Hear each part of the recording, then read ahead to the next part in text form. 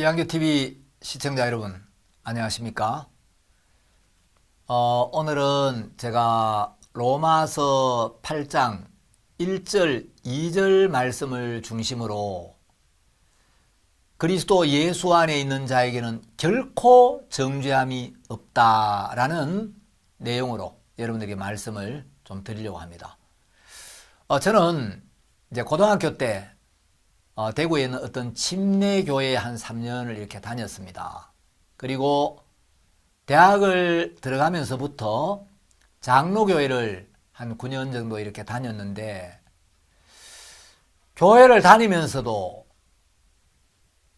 제 마음에 참된 믿음이 오지를 않고 항상 제 마음에 죄가 있었기 때문에 제가 구원의 확신이 한 번도 마음에 오지를 않았습니다. 하나님을 믿고 싶은데 믿음이 오질 않는 거예요. 그래서 제 마음에 하나님이 믿음을 주셔서 그 믿음이 저를 이끌어가는 게 아니고 제가 하나님을 믿어보려고, 확신을 가지려고, 참된 믿음에 이르고 싶어서 열심히 교회를 다녔습니다. 그러나 분명한 믿음이 오지를 않았습니다. 그러다가 이제 제가 1985년 8월 1일 저희 선교회 여름 수양회에 참석해서 로마서 4장에 나오는 아브라함의 믿음과 다윗의 믿음에 대한 말씀을 듣는 가운데 예수님이 십자가에서 흘리신 피로 나의 모든 죄를 영원히 씻어주셨고 내 모든 죄를 용서하셨고 나를 의롭게 하셨구나. 이제 내 모든 죄가 사해졌구나. 이 믿음이 오게 되었습니다. 그때 이제 저에게 복음을 전해준 강사 목사님이 계셨는데, 목사님이 복음을 전하시고 덧붙여서 아주 재미있는 이야기를 하나 하셨어요. 그때 이제 로마서 8장 1절 2절 말씀을 하시면서, 여러분 로마서 8장 1절에 보면 그러므로 이제 그리스도 예수 안에 있는 자에게는 결코 정죄함이 없나니라고 말씀하셨습니다. 예수 안에 있는 자에는 결코 정죄함이 없다고 하나님이 약속하셨습니다. 예수 안에는 결코 정죄가 없습니다. 여러분, 세상에서 코 중에 제일 큰 코가 무슨 코인 줄 아십니까? 세상에서 코 중에 제일 큰 코는 멕시코입니다. 멕시코. 그리고 세상에서 코 중에 제일 좋은 코가 무슨 코인 줄 아십니까? 로마서 8장 1절에 나온 이 결코입니다. 결코.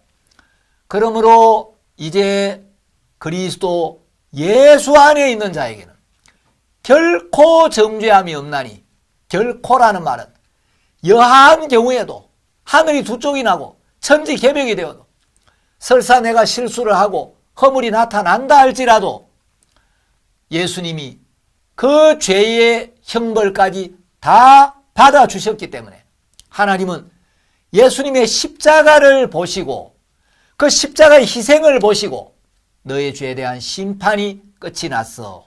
너의 모든 죄는 영원히 사해졌어.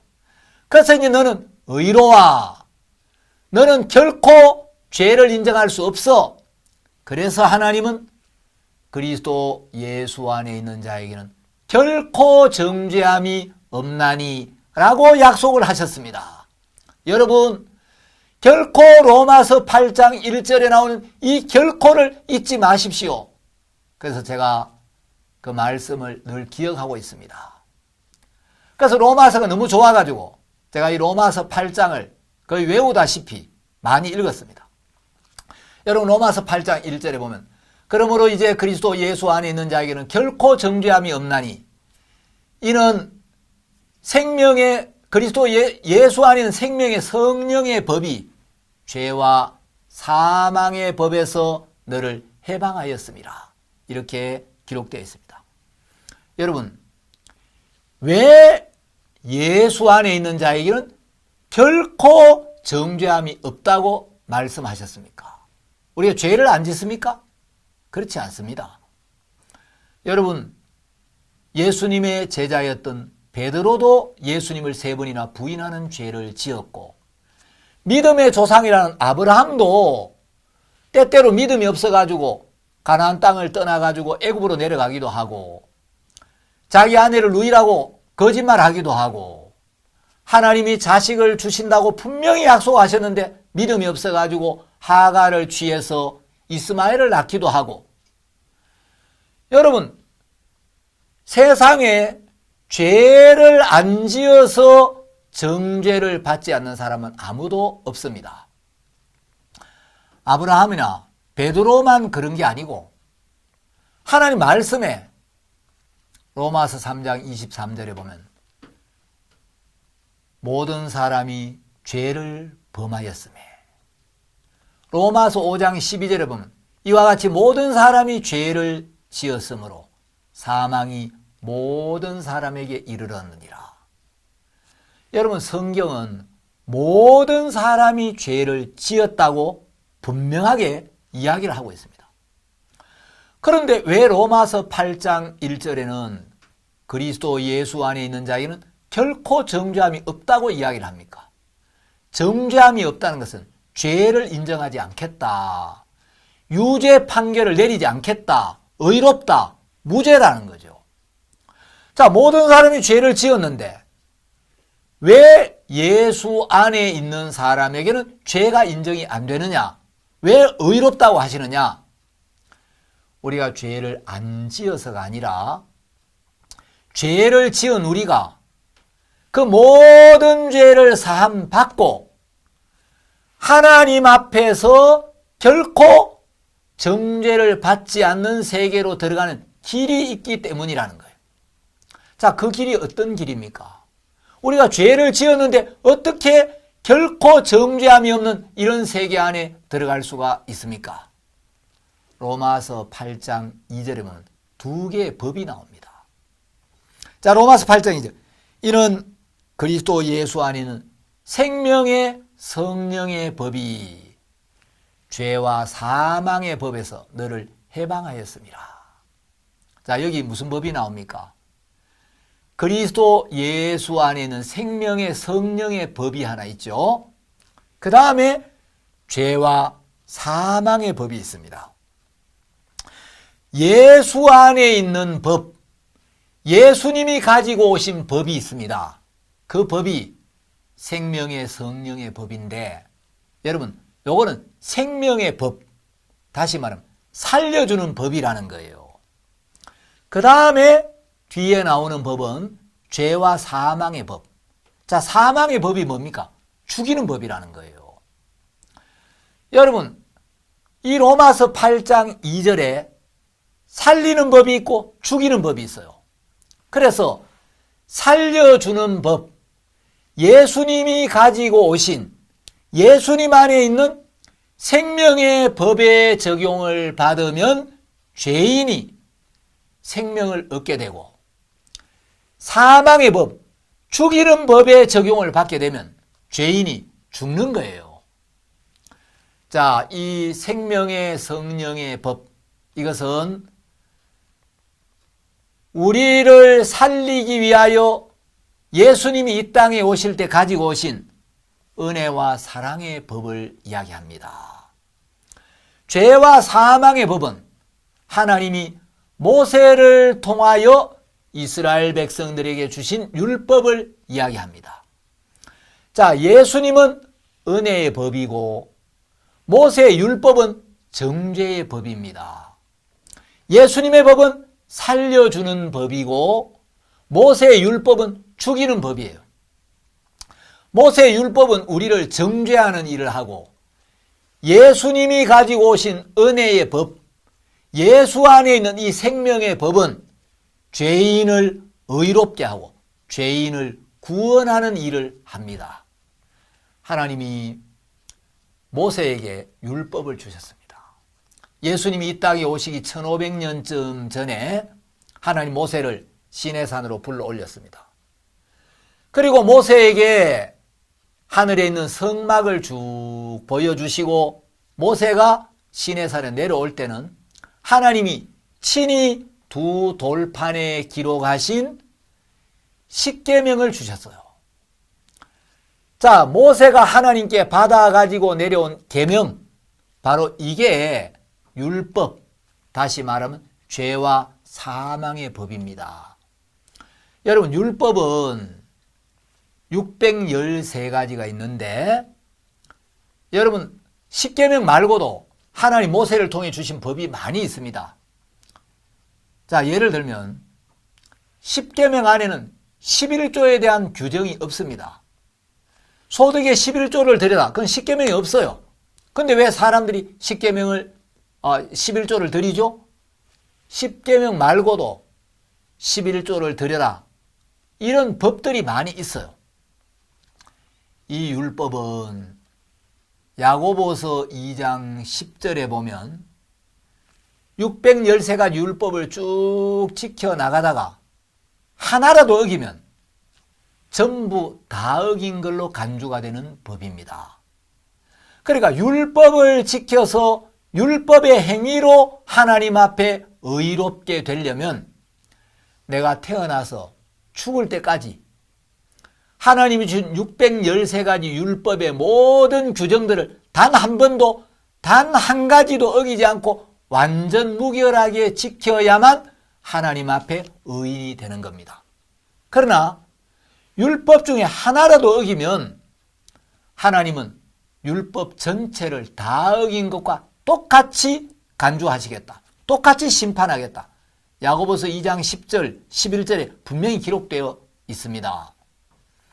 그리고 십계명에는 간음하지 말라, 살인하지 말라, 미워하지 말라, 탐내지 말라 이런 계명들이 있는데 마태복음 5장 26절 이하에 보면 예수님은 여자를 보고 음욕을 품으면 마음에는 이미 간음했다.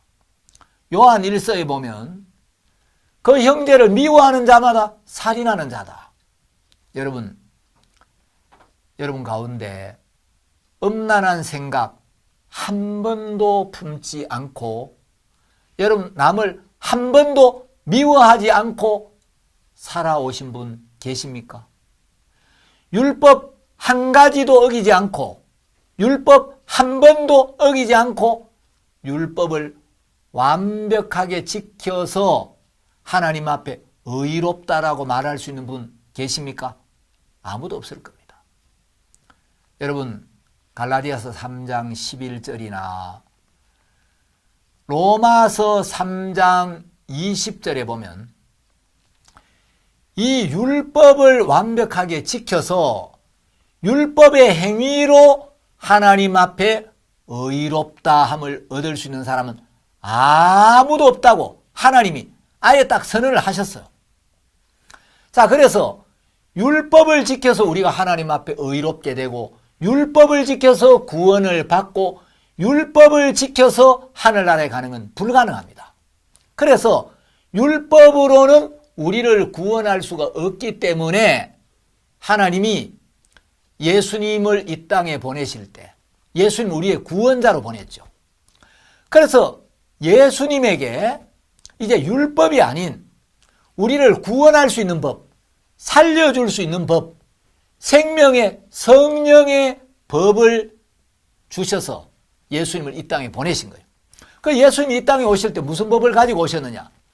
모세의 율법으로는 우리를 구원할 수 없기 때문에 이제 우리를 살려줄 수 있는, 우리를 구원할 수 있는 생명의 성령의 법을 가지고 오셨는데, 자, 로마서 8장 2절에서 생명의 성령의 법, 요 법이라고 표현되어 있는데, 여러분이 구약성경 예레미야 31장 31절부터 34절까지 말씀을 자세히 읽어보면, 거기 이제 이 모세의 율법을 옛 언약이라고 이야기를 하고 있고, 예수님이 가지고 오신 생명의 성령의 법을 새 언약, 약속이라고 이야기를 하고 있습니다.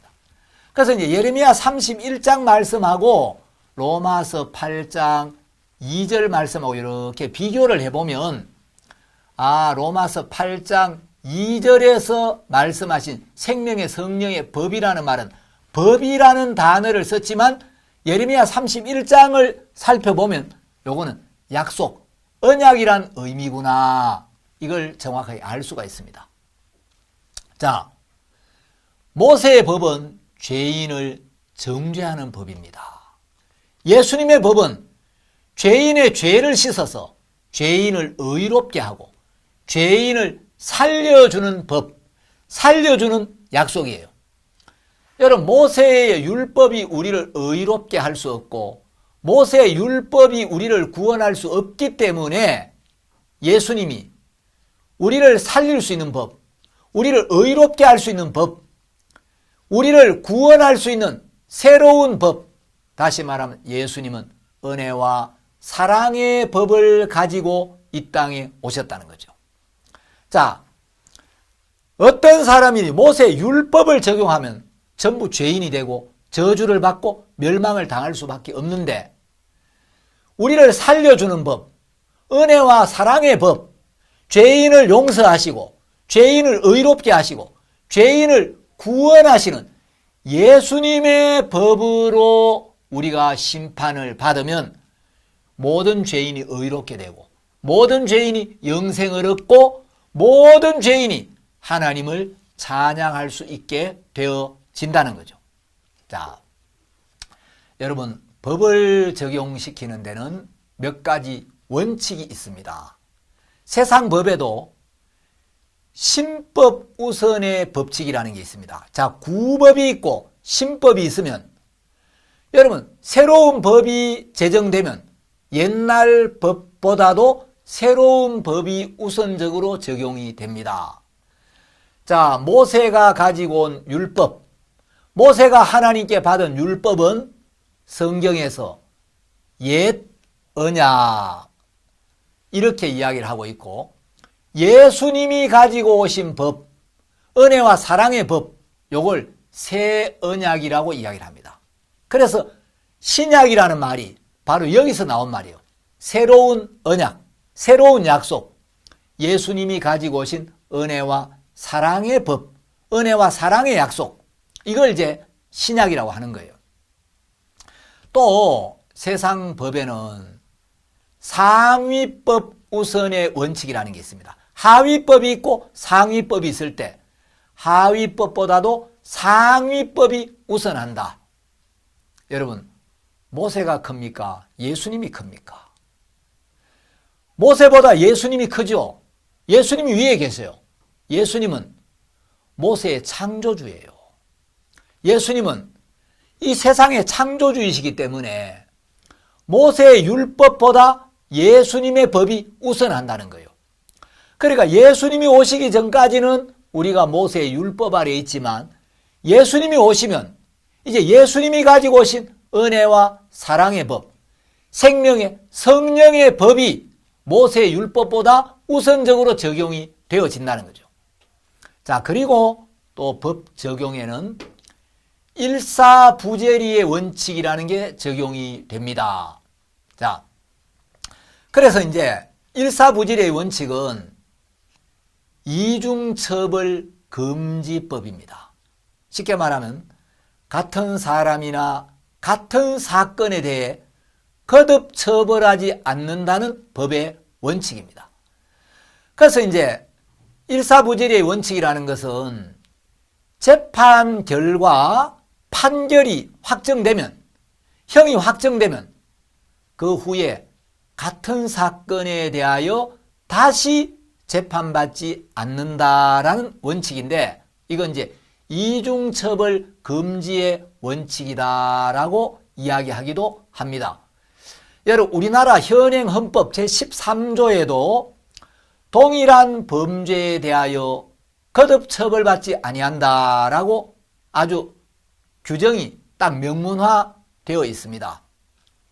여러분, 우리가 율법의 행위로는 의롭게 될 수 없고 율법 아래서는 율법을 어기면 죄가 성립되고 죄에는 사망이 따라오기 때문에 우리는 저주를 받고 멸망을 받을 수밖에 없었습니다. 그래서 우리가 율법을 지켜서는 하나님 앞에 나아갈 수 없고 구원에 이를 수 없고 의인이 될 수 없고 하늘나라에 갈 수가 없기 때문에 하나님이 율법으로는 우리를 구원할 수 없으니까 이제 율법 말고 율법이 아닌 다른 법을 가지고 오셔서 우리를 구원하는 일을 하신 겁니다. 자, 우리는 다 율법을 어겼습니다. 우리는 다 계명을 어겼습니다. 그래서 죄인이었고 저주를 받고 멸망을 당해야 했는데 하나님은 우리를 살리시기 위하여 당신의 아들 예수 그리스도를 이 땅에 보내셨고 그 예수 그리스도에게 우리의 모든 죄를 담당시켰습니다. 자, 제가 지난번에 예수님이 왜 몸을 입고 이 땅에 오셔야 했나? 원래 예수님은 육체가 없으셨는데 예수님이 인간의 몸을 입어야 할 필요가 없었는데 이 세상에 오실 때 인간의 몸을 입고 오셨습니다. 왜냐하면 죄의 삭은 사망인데 예수님이 몸이 없으면 우리 죄를 담당할 수 없고 예수님의 몸에 우리 죄가 담당되지 않으면 예수님이 죽을 수가 없는 거예요. 죄의 삭이 사망이기 때문에 죄값이 지불되려면 죄가 해결되려면 반드시 죽어야 되는데 예수님의 몸이 없다면 예수님이 죽을 수가 없는 겁니다. 그래서 예수님이 이 땅에 오실 때 인간의 몸을 입고 이 땅에 오셨고 하나님은 그 예수님의 몸에 우리 온 인류의 모든 죄를 담당시켰고 예수님의 몸에 우리 죄가 담당되었기 때문에 요한복음 1장 29절에서 세례 요한은 예수님을 가리켜서 보라 세상 죄를 지고 가는 하나님의 어린 양이로다. 예수님이 세상 죄를 짊어지고 그 죄의 삭신 사망을 지불하기 위하여 그 죄값으로 예수님 십자가에 못 박혀 죽기 위하여 이제 사망을 향해 가고 있는 하나님의 어린 양, 우리 온 인류의 속죄 제물이셨다는 거죠. 그래서 예수님이 그 죄를 지고 십자가에 못 박혀서 돌아가셨습니다. 예수님이 십자가에 못 박혀서 우리 인류가 받아야 될 모든 죄의 벌을 받으셨고 우리 인간들이 저지른 모든 죄의 심판을 다 받으셨습니다. 자, 우리가 계명을 어기고 우리가 율법을 어긴 모든 죄가 예수님께 담당되었고 그 죄 때문에 예수님이 십자가에 못 박혀 죽으신 거예요. 자, 그래서 갈라디아서 3장을 보시면 갈라디아서 3장 13절에 이런 말씀이 있습니다.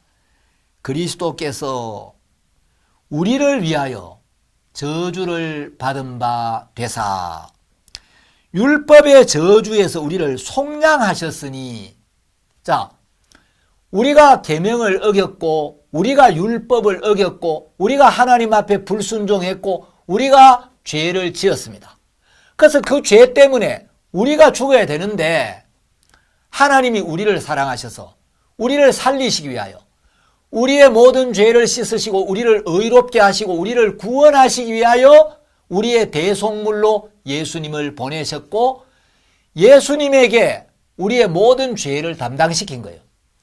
자, 우리가 율법을 어겼기 때문에 율법의 저주를 받아야 하는데 우리가 계명을 어기고 우리가 율법을 지키지 못한 모든 죄를 예수님께 담당시켜서 예수님이 그 죄를 씻기 위하여 십자가에 못 박혔고 그 죄의 벌을 다 받으셨기 때문에 예수님은 십자가에서 마지막으로 다 이루었다 라고 말씀하셨습니다. 다 이루었다는 건 너희들이 계명을 어기고 너희들이 율법을 어긴 그 모든 죄의 벌을 내가 다 받았다. 그 죄값을 다 지불했다. 그 죄의 심판을 다 받았다. 십자가에서 너희들이 계명을 지키지 못하고 율법을 지키지 못한 모든 저주를 내가 다 받았다. 그래서 갈라디아서 3장 13절은 그리스도께서 우리를 위하여 저주를 받은 바 되사 율법의 저주에서 우리를 속량하셨으니 자, 우리가 율법을 어겼기 때문에 율법의 저주를 받아야 되는데 예수님이 율법의 저주를 대신 받아주셔서 율법의 저주에서 우리를 속량하셨다. 여러분, 속량이란 말은 제가 사전을 찾아보니까 노예나 포로의 몸값을 치르고 되찾는 일, 이렇게 설명이 되어 있어요. 자, 우리가 죄를 지어서 우리가 죽어야 되는데 예수님이 우리가 율법을 지키지 못한 모든 저주를 받으셨고 우리가 율법을 지키지 못한 모든 죄의 벌을 받아주셨기 때문에 이제 우리는 율법의 저주에서 해방이 되었고 율법의 저주에서 벗어났다는 거예요. 왜? 우리가 율법을 어겼지만 예수님이 그 죄의 벌을 대신 받았고 그 죄를 대속하셨고 그 죄의 심판을 다 받으셨기 때문에 우리는 아무 공로 없이 예수님의 은혜로 율법의 저주에서 벗어났다는 거예요.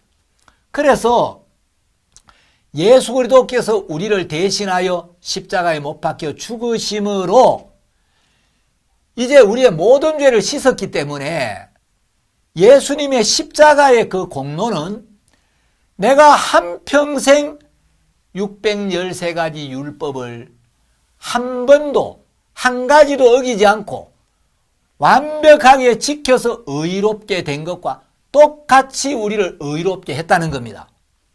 여러분, 내가 하나님 앞에 의롭게 되는 길은 죄를 전혀 안 짓거나 율법이 정한 모든 죄값을 완벽히 지불하거나 둘 중에 하나예요. 그런데 우리가 죄를 안 지을 수가 없습니다.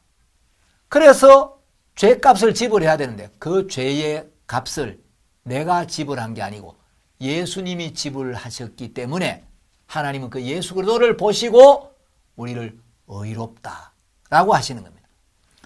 그래서 예수님께서 나를 대신하여 십자가에 못 박혀 죽으심으로 율법의 저주에서 나를 속량하셨다라는 이 약속을 믿을 때 여러분들은 죄와 사망의 법에서 해방이 되어지고 생명의 성령의 법, 생명의 성령의 약속 안에 들어오게 되는 겁니다.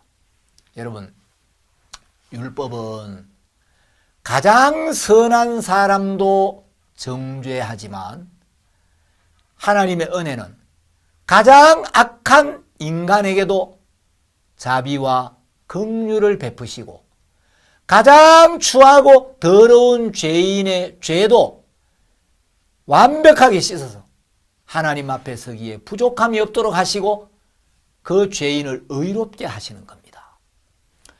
율법은 우리의 죄를 드러내지만 하나님의 은혜는 우리의 죄를 제거하는 일을 합니다. 율법은 십자가에서 끝이 났지만 그리스도의 은혜는 영원히 지속되는 겁니다. 그래서 여러분, 사람들이 이 복음을 잘 이해를 못하면 아니 우리가 죄를 짓는데 어떻게 결코 정죄함이 없다는 말입니까? 우리가 죄를 짓는데 어떻게 의인이란 말입니까? 그거 교만한 거 아닙니까? 이렇게 질문하는 사람들이 있는데 여러분, 그 사람들은 이 로마서 8장 1절에서 왜 결코 정죄함이 없다고 하느니 로마서 8장 2절에 이 의미를 깨닫지를 못하는 거예요. 우리가 죄를 안 지어서가 아니고 이제 생명의 성령의 법으로 그리스도 예수 안에 생명의 성령의 법이 죄와 사망의 법에서 우리를 해방시켰다는 이 사실, 이 약속을 모르기 때문에 자꾸 죄를 짓는 자기 행위만 문제 삼지 우리가 죄를 지었지만 예수님이 가지고 오신 생명의 성령의 법으로 말미암아 우리의 모든 죄를 씻으셨고 우리를 의롭게 하셨다는 이 약속을 깨닫지 못해서 그런 의문 속에 있는 겁니다. 여러분, 우리가 죄를 안 지어서 의롭게 되고 구원을 받고 하늘나라 가는 건 불가능합니다. 우리가 죄를 지었지만 예수님이 우리를 살리기 위하여 생명의 법을 가지고 오셨습니다. 모세의 법은 사망의 법이라 그랬죠. 예수님의 법은 생명의 법입니다. 생명의 법이 뭡니까? 살려주는 법이에요. 여러분, 예수님 우리를 살려주는 법을 가지고 오셔서 그 법으로 우리를 온전히 구원해 주신 겁니다. 그래서 그 예수님의 은혜로 이제 그리스도 예수 안에 있는 자에게는 결코 정죄함이 없나니. 자, 이제 예수님이 생명의 성령의 법을 가지고 오셨기 때문에 모세의 법, 죄와 사망의 법은 신법 우선의 법칙에 따라 이제 폐기가 된 겁니다.